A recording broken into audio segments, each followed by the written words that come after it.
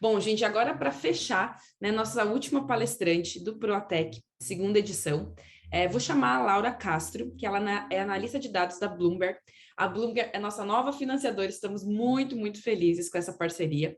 Ela cursou administração com ênfase em comércio exterior na PUC Campinas e fez MBA em negócios internacionais e finanças na Mercy College em Nova York. Atualmente atua como analista de dados na área de energia renovável e também como Scrum Master na Bloomberg Linha. Acho que é Linha ou LP, vamos ver se eu falei certo. Bom, gente, agora com muito prazer convido a Laura para falar aqui com a gente. Laura, bola contigo. Oi, gente, bom dia. Vocês me escutam? Sim. Tudo Sim, certo? escutamos, Boa. Boa. Eu vou compartilhar minha tela aqui com vocês. Só um minutinho.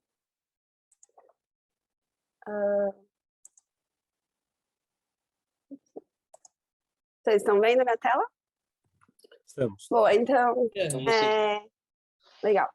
Primeiro, desculpa pela minha voz, eu tô super doente, então, um pouco fanha aqui. Então, como a Aline comentou, eu sou analista de dados em energia renovável na Bloomberg, né? Eu também sou professora voluntária de inglês na ONG Cidadão para o Mundo. E a minha apresentação hoje aqui, a ideia é contar um pouquinho do que eu faço na Bloomberg, mas é mais contar sobre a minha trajetória, porque eu também venho de escola pública praticamente a vida toda, estudei em escola pública, também não tive pais que podiam me ajudar a fazer cursos, essas coisas, e tudo que eu consegui foi com muito esforço, muito estudo, e aí eu queria compartilhar um pouquinho, dar algumas dicas também para vocês, e mais ou menos isso. Bom, pouco da minha trajetória. Outra coisa, eu não era da área de tecnologia, né? Eu fui formada em comércio exterior, trabalhei com isso, eu mudei recentemente para essa área de tecnologia, que é outro paradigma aí que a gente quebra, porque normalmente o pessoal fala, pessoal de tecnologia é desde criança programando, e não é verdade. Se a gente estuda, né, se esforça, a gente consegue mudar nossa carreira a qualquer momento, na verdade. E o que aconteceu comigo foi o seguinte, eu estava cursando comércio exterior, consegui um estágio na área, assim, eu nunca eu fiz inglês em escola, né, aquele inglês que a gente aprende na escola que não ajuda muito, né. E aí eu estava trabalhando e vi que eu estava tendo uma dificuldade enorme, porque eu conseguia escrever e ler, mas eu não conseguia falar. Então, quando os gringos ligavam lá na empresa, eu ficava desesperada, que eu não entendia nada. Aí eu falei, e agora, né? Vou acabar a faculdade, não vou conseguir seguir nessa carreira. Eu preciso aprender inglês o mais rápido possível.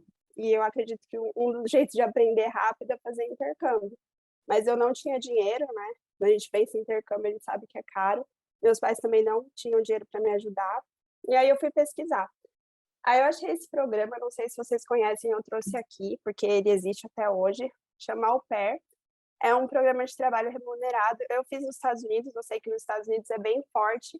Não sei se tem outros países, eu acho que alguns países da Europa tem também. Mas que você muda para lá, você mora com uma família, meio que você se torna o irmão ou a irmã mais velha, que eles falam, né? Então você vai morar com a família, com tudo pago, refeições, e você, em troca, vai trabalhar como babá, né, das crianças, né, dos filhos que a família tiver. E você também vai estudar inglês ou o que você quiser, e a família paga esse estudo para você. Então, é um ótimo programa para quem não tem muito dinheiro, né? Porque esse tempo que você trabalha lá, além de você conseguir ficar até 2 anos, é no mínimo 1 ano. Mas até 2 anos, você ainda recebe um salário, né, semanal. Na época que eu fui era $200. Eu acho que ainda é $200, porque lá não tem muita inflação, né? Então, você ainda consegue guardar um dinheirinho para quando você voltar para o Brasil, ou um dinheirinho para você viajar lá, né? Eu preferi guardar para depois eu fazer MBA, que eu já comento. Aí eu fiz isso em 2010, então eu peguei aqui uns dados para vocês hoje, eu não lembro quanto eu paguei na época, mas deve ter sido mais ou menos isso. Eu paguei com o dinheiro que eu juntei do meu estágio também, então assim, como a Adriana e o Diego comentaram, eu também não saía muito, eu juntava todo o meu dinheiro, e para participar desse programa você tem que ter entre 18 e 26 anos, e a taxa de inscrição hoje está por volta de R$ 800, e quando você encontrar uma família, né, você paga mais $500, que aí vai depender de quanto estiver o dólar aí na época, mas assim, é bem acessível, né, se a gente ir juntando um pouquinho todo mês, dá certo para ir. E aí, enquanto eu estava lá, eu fui juntando todo esse meu dinheiro que eu pude, fazendo outros bicos também, porque eu decidi fazer meu MBA lá. Então, eu terminei o programa de au pair, fiquei lá mais 2 anos para terminar meu MBA. Também, gente, tipo, tinha esse dinheiro do au pair, mas não dava, então eu trabalhava de tudo que vocês possam imaginar, qualquer biquinho que tinha eu fazia. E aí eu consegui pagar meu MBA. E aí que eu comecei minha carreira na Bloomberg. Eu comecei a trabalhar na Bloomberg em Nova York e consegui transferir de volta para o Brasil, porque meu sonho sempre foi voltar para o Brasil, porque eu gosto muito daqui. E aí, tanto na Bloomberg lá quanto aqui, quando eu voltei, só um adendo. Para quem não sabe, a Bloomberg é uma empresa de tecnologia e dados para o mercado financeiro e também uma agência de notícias no mundo todo. Então, quando vocês veem jornal que aparece falando sobre economia, que você vê aqueles gráficos, aqueles dados e tal, provavelmente é a Bloomberg que está aparecendo. E aí, na Bloomberg, eu entrei como especialista de dados, né, em energia renovável, então era bem focada no mercado. Desculpa. E assim, só que trabalhando, assim, eu fazia muito relatório para cliente, via tendência de mercado, era bem foco no cliente mesmo. E aí, eu trabalhando na Bloomberg, que é uma empresa de tecnologia, eu comecei a me interessar mais para a área de tecnologia. E aí, eu quis migrar minha carreira para isso, né, para me tornar analista de dados, porque na Bloomberg, analista de dados é bem focado em tecnologia. E aí que eu comecei a estudar de novo muito, porque eu nunca tinha vivido esse mundo de programação, não entendia nada. E aí eu comecei a fazer um monte de curso.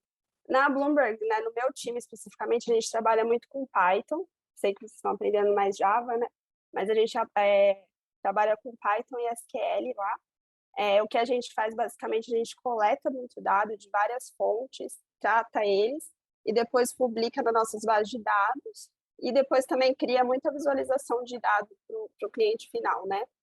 Então, eu comecei a aprender Python e SQL, eu tenho umas dicas no final, assim, de alguns cursos que eu fiz, de algumas plataformas que eu usei, e também aprendi muito Tableau e Click, eu trabalho muito com isso, acho que vocês devem conhecer, mas são ferramentas de visualização de dados, né, que criam gráficos para os clientes, tabelas. Eu acho que no Brasil a gente usa mais Microsoft BI também, mas para quem tiver interesse em trabalhar nessa área de visualização de dados, eu super indico aprender Tableau, é muito legal, assim. E Microsoft BI também, eu não coloquei aqui porque eu realmente não trabalho com ele, mas eu sei que é bem usado. E lá também eu sou Scrum Master e OKR. Esses dois últimos aqui, eu até fiz uns slides para comentar mais sobre isso, porque eu acho bem interessante para quem está iniciando na carreira de tecnologia, né, de programação. Então, vou falar um pouquinho mais sobre eles, mas é muita coisa, então eu vou tentar ser bem breve. E aí depois eu deixei uma diquinha aí de livro para vocês. Então, lá na Bloomberg, a gente trabalha com o Scrum, que ele se baseia em princípios do Manifesto Ágil e foi desenvolvido para potencializar equipes no ambiente de trabalho. Então, como o nome do livro diz aí, é a arte de fazer o dobro do trabalho na metade do tempo. Então, é como tornar o time mais eficiente, né? Então, assim, existem algumas funções dentro do Scrum. Também, para quem tiver interesse, existem certificações de proprietário do produto, de Scrum Master, que é o que eu sou, de desenvolvedores, mas não necessariamente você precisa ter um certificado para atuar na área. Eu, por exemplo, trabalhei como Scrum Master uns 3 anos antes de eu pegar a certificação. Então, assim, não é uma regra, tá? E para quem gosta dessa parte de gerenciamento de projetos, eu super indico aprender um pouco mais sobre cada função dentro dessa metodologia. E também existem os eventos, né, que eu, como Scrum Master, eu organizo, né? Então, assim, bem basicamente, assim, porque é muita coisa, mas, assim, a gente divide todos os tasks quando a gente tem... O Scrum, ele foi desenvolvido a princípio para desenvolvimento de software, mas pode ser aplicado para qualquer coisa. Tipo, até para limpar a sua casa, você consegue usar o Scrum. Então, basicamente, a gente divide as tarefas do que a gente vai fazer e a gente trabalha por ciclo. Pode ser uma semana, um mês. Na Bloomberg, a gente trabalha em ciclo de 2 semanas. Então, a gente tem toda uma tarefa que a gente precisa fazer para desenvolver algum produto, alguma coisa. E aí, a gente pega todas essas tarefas e vê o que a gente vai trabalhar nas próximas 2 semanas, né, nesse ciclo. E a gente planeja o que vai ser feito e aí começa o ciclo. Aí, todo dia, a gente tem reunião diária para os desenvolvedores, no caso, né, quem está trabalhando diretamente naquilo, para conversar sobre o que está dando certo, o que não está dando certo, quais são os desafios para a gente se ajudar. São reuniões bem curtinhas. E aí, no final do ciclo, a gente apresenta o que foi terminado, né, o que a gente conseguiu fazer naquele ciclo, e testa, né, se já tiver alguma coisa para testar. E também tem o sprint, a retrospectiva do ciclo, que é que a gente tem uma reunião também para conversar sobre o que deu certo e o que não deu certo, porque a ideia do Scrum é sempre mudança contínua, melhoria contínua. Então, assim, a gente trabalhou 2 semanas, alguma coisa não deu certo, já muda para a próxima. Para quando acabar o ciclo todo, né, quando acabar o projeto inteiro, a gente ter um produto final que é o que realmente foi desejado pelo cliente. Mas, assim, de novo, é bem complexo. Na verdade, não é complexo, mas é muita coisa. Então, eu estou deixando essa diquinha de livro aí para vocês. Quem escreveu foi o co-criador do Scrum.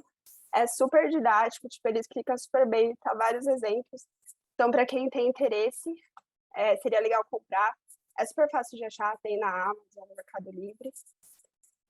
E um segundo tópico é o OKR. Vocês já devem ter escutado falar também, que são os objetivos e resultados-chave.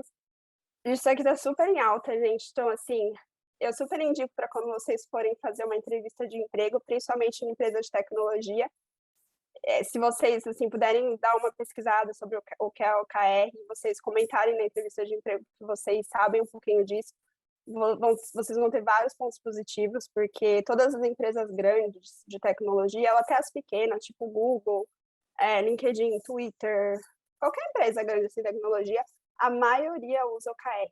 Então, assim, quem sabe o OKR está um passo à frente. Também é um protocolo colaborativo de definição de metas, né? E sempre vem de cima para baixo. Então, a gente tem a meta da empresa, aí baseado na meta da empresa, as equipes criam os objetivos, né? Que a gente chama de objetivo. Os objetivos deles, e aí os indivíduos de cada equipe criam seus próprios objetivos baseado no objetivo da equipe. E aí tem os resultados chaves, que é os passos que a gente vai tomar para chegar naquele objetivo, né? E eles são sempre quantitativos. Então, por exemplo, você tem que escrever seu TCC, vamos dizer. Então, o seu objetivo é escrever TCC. Aí você vai ter todos os passos, né, os resultados chaves, né, que são os key results, do que você tem que fazer para chegar lá. Só que esses passos, eles têm que ser quantitativos. Por quê? Porque daí você vai conseguir entender se você está chegando perto daquele objetivo ou não. Então, por exemplo, um resultado-chave do seu TCC poderia ser pesquisar 10 fontes sobre o tópico X.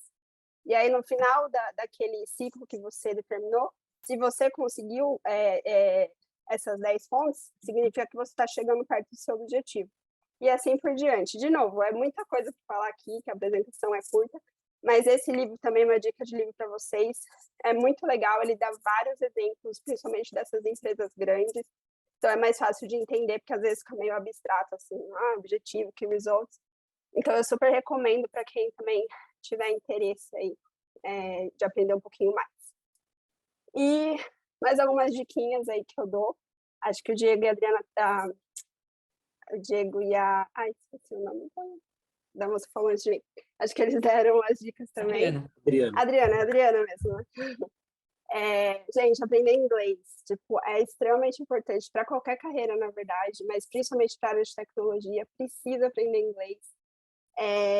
Por exemplo, na Bloomberg, muitas vezes a gente fica com vaga aberta por muito tempo, porque a pessoa tem todos os pré-requisitos, mas não fala inglês. Então, assim, foco no inglês. Tem muita ONG, como eu mencionei para vocês, eu sou professora voluntária numa ONG, assim, que os estudantes têm aula semanalmente, não pagam nada, então se a grana estiver curta, existem maneiras. Eu até coloquei o Duolingo, porque o meu padrasto aprendeu inglês no Duolingo, então às vezes a gente fala, esses aplicativos, mas super ajuda, assim. Então, mesmo que a grana estiver curta, tem jeito, foquem nisso. Outra coisa que eu coloquei, não sei se vocês conhecem o GitHub, né? Criar conta lá no GitHub. Então, para quem não conhece, é uma plataforma de hospedagem de código-fonte, né? Que você também consegue contribuir em outros projetos, você consegue ler o código de outras pessoas. É bem interessante. Então, assim, qualquer código que vocês escreverem, que não for dado proprietário de alguma empresa, obviamente, coloquem lá, mesmo que você achar é um código bobinho, mas põem lá, porque, assim, as empresas olham o GitHub quando elas vão contratar programador. Então, assim, quanto mais código você tiver lá, Eles gostam de ver se você está ativo na área, como que é a sua forma de escrever. Então, põe lá, é grátis e é muito legal também. Você consegue, se tiver dúvida, você consegue ver alguém que já fez um código parecido com o seu. Estudar também, a Adriana e o Diego comentaram muito, e é verdade, gente. Eu estudei muito, tipo, eles comentaram também, eu deixei de sair muitas vezes para ficar estudando, assim. Então, às vezes é chato mesmo que você quer fazer outra coisa, mas precisa estudar. E aqui eu deixei algumas dicas de plataformas para estudar, né, para fazer curso e também para treinar programação. Eu coloquei ali foco, porque tem muito conteúdo. Foi uma dificuldade que eu tive quando eu comecei a aprender Python. Sei lá, eu ia lá no Google e colocava curso de Python. Tinha muita coisa. Aí eu fiquei meio que sobrecarregada, não sabia para onde ir. Então, foco. Tipo, o que você quer aprender primeiro? Tipo, por exemplo, eu quero aprender Data Frame primeiro. Foca naquilo, senão você vai ficar perdido. E aí, quando você vê, você perdeu horas e você não entendeu nada. Aí eu usei as plataformas. YouTube, gente, tem muita coisa no YouTube. Só que, de novo, a maior parte está em inglês, então precisa aprender inglês. Tipo, eu fiz muito curso grátis no YouTube. Aí eu coloquei umas outras aqui, que na verdade elas são plataformas que vocês conseguem treinar código. Eles têm uns exercícios para você ir treinando em várias linguagens. Não é só Python aqui, tá, gente? São várias linguagens. O HackerRank, o Gold Academy, o Programize, o Kaggle, e o último, o Stack Overflow, ele é para dúvidas. É como se ele fosse um Google de programação. Então, quando você está escrevendo um código, que você tem um erro, você não consegue entender porque está vendo aquele erro, provavelmente alguém já perguntou no Stack Overflow e você consegue ver a solução lá. Outra dica que eu dou para o Stack Overflow, cria uma conta, né? E se você estiver olhando lá e alguém perguntou alguma coisa que você sabe a resposta, responde, porque as empresas também olham o Stack Overflow na hora de contratar programador, para ver se você é ativo lá, para ver seu conhecimento. E também cursos em plataformas pagas. Eu super indico o Data Camp para programação mesmo. É bem legal, os cursos são bem dinâmicos, assim. E o LinkedIn Learning e o O'Reilly, eles são mais para a parte de gerenciamento de projetos também, igual de Scrum, de OKR, que eu comentei também. E eu acho que é isso, gente. Muito obrigada aí pelo tempo de vocês. E se tiver alguma pergunta, Laura, vou parar de compartilhar aqui. Super obrigada. Temos perguntas, sim. Não vou conseguir fazer todas, mas vou tentar resumir aqui algumas. Acho que a primeira pergunta é sobre, acho que um pouquinho do que você compartilhou do seu intercâmbio, né? A pergunta do Leonardo. Foi fácil de se adaptar com uma nova língua e com uma nova cultura? Não, nem um pouco, na verdade, porque, como eu comentei, meu inglês, assim, eu sabia falar, eu sabia escrever, né, entendia ler, mas falar não muito. Mas, assim, acho que a vantagem desse programa que eu fui é que você fica a maior parte do tempo com criança. Então, criança, eles têm muita paciência, né, com você, porque eles não entendem que você está aprendendo. Então, eles me ajudavam muito. E outra coisa, uma dica também que eu dou para qualquer intercâmbio, não só esse de au pair, qualquer um, é não ficar com brasileiro, gente. Eu fui com isso na minha cabeça, tipo, eu amo o Brasil, então eu estava deixando o Brasil para morar fora, ficar longe da minha família, que eu sou super apegada com a minha família. Então eu falei, gente, eu vou com foco total. Então, assim, eu fugia de brasileiro, tipo, eu não ficava com brasileiro mesmo, tipo, lá tem muito estrangeiro. Então, assim, quem for fazer intercâmbio, tenta fazer amizade com a galera de fora. E a cultura foi muito difícil também, principalmente na parte de alimentação, assim, que é bem diferente daqui do Brasil. Mas eu acho, assim, quando você vai fazer um intercâmbio, você tem que ir com a mente aberta, né? E tentar viver aquilo mesmo, viver a cultura, compartilhar a sua, assim. Eu tive sorte que eu tive contato com muita gente que era aberto, assim, para estrangeiro, então eu compartilhei várias coisas da minha cultura também. Mas não foi fácil, não. Mas acho que tem um aprendizado, né, Laura, que a gente começa a entender que não tem o certo e o errado, né? Tem formas de ver a vida, né? Acho que amplia muito o repertório quando você conhece outras culturas, quando você se coloca numa situação que é uma situação de vulnerabilidade, porque você está num novo país, então você tem que se esforçar para fazer amizades, para aprender o idioma. Eu acho que faz com que a gente cresça muito, né? Esse tipo de experiências. E agora eu vou entrar um pouquinho nas perguntas mais mais técnicas, né? Então, aqui tem uma pergunta do Cleberson que é o seguinte: quais são as soft skills que você considera mais importantes para trabalhar como Scrum Master? Bom, primeiro eu acho que a gente tem que estar aberto para ouvir todos os lados, né? Porque você fica ali, você está responsável por organizar o Scrum e também por ser a ponte entre os desenvolvedores, o dono do produto, né? E os outros stakeholders também, talvez outros departamentos, outros clientes. Então, você tem que estar sempre aberto, né, a novas ideias, a mudanças, e também você tem que saber lidar, porque assim vão existir diferenças, né, de opiniões ali e, e tipo, como é que você vai lidar com aquilo, não tomar partido, sempre tentar achar uma maneira mais fácil de solucionar o problema. Então eu acho que é mais estar aberto mesmo, ter a mente mais aberta.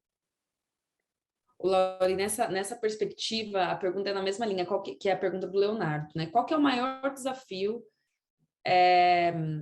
de ser Scrum Master? Aí ele até colocou aqui, é lidar com as intrigas e problemas na equipe, ou tem algum outro desafio? Exatamente. E eu acho que não, acho que isso sim é um desafio muito grande, né? Porque são várias pessoas trabalhando, mas eu acho que o principal também é lidar com o cliente final, né? Porque assim, não necessariamente o cliente, né, quando vocês começarem a trabalhar, ele vai mudando de opinião toda hora, né? Então, assim, tudo que foi planejado pode ser que, né, mude tudo, o que é ótimo usando o Scrum, porque a gente consegue adaptar muito rapidamente. Mas assim, você conseguir ao mesmo tempo gerenciar esse time, tipo, atender as expectativas de quem está desenvolvendo, quem está hands-on ali trabalhando, e também gerenciar as expectativas dos stakeholders, né? Do cliente final ou até do product owner também.